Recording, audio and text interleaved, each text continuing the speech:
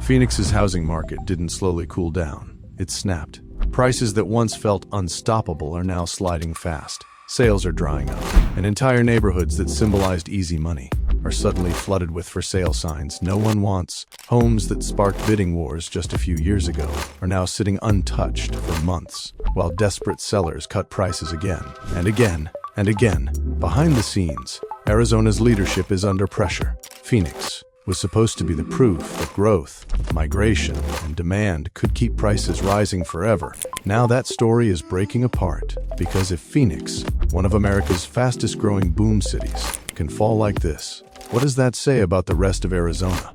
The meltdown in Phoenix. For years, Phoenix was marketed as unstoppable. People poured in from California and the Pacific Northwest. Remote workers chased lower taxes and cheaper homes. Investors followed, convinced Phoenix was the next guaranteed win. People believed this market was different. That population growth alone would protect prices. That demand would never dry up. But today the mood has shifted. Prices are down from their peak. Inventory is climbing fast. Buyers are stepping back. Drive through Phoenix neighborhoods now, and you can feel the change. For sale signs line the streets like warning flags. Homes that once sold in days are now sitting month after month. Realtors are cutting prices, pulling listings, then relisting lower. Phones that once rang non-stop are silent. Even experienced agents admit this downturn feels deeper than expected.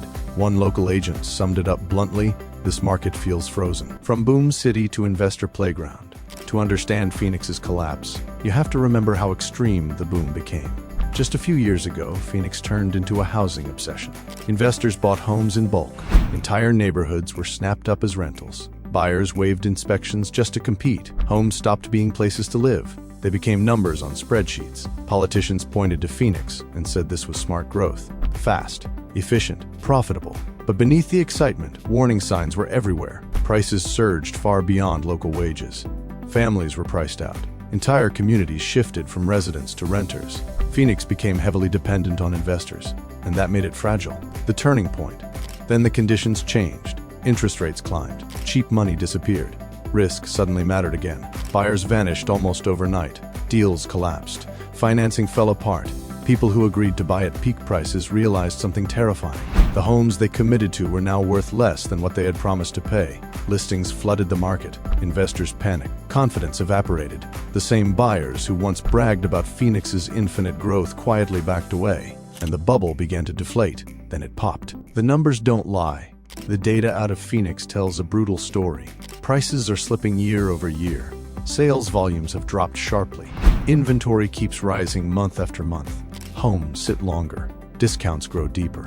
Urgency has turned into desperation. Investors who bought at the top are now trapped.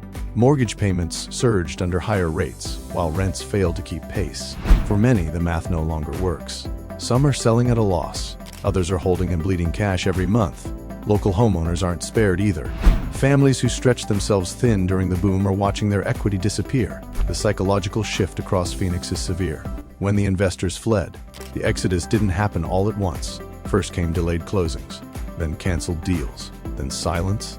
Investors stopped answering calls. Rental portfolios hit the market. Entire subdivisions were listed at once. As more investors rushed for the exits, prices sank faster. One discounted sale dragged the next one down. A domino effect. Phoenix's reputation as a safe investment shattered. The same influencers and real estate experts who once hyped Arizona went quiet. The smart money had already left. Arizona officials under pressure. As Phoenix's housing bubble burst, political pressure followed.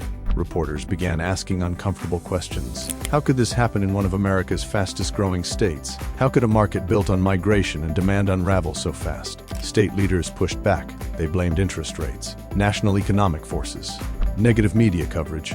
But Phoenix wasn't just another city. It was the symbol, the proof that Arizona's growth model worked. Now that symbol is cracking in public view. Behind closed doors, frustration is growing. Phoenix's housing downturn is no longer just a market problem. It's a political one. The warning. Phoenix's story isn't just about one city.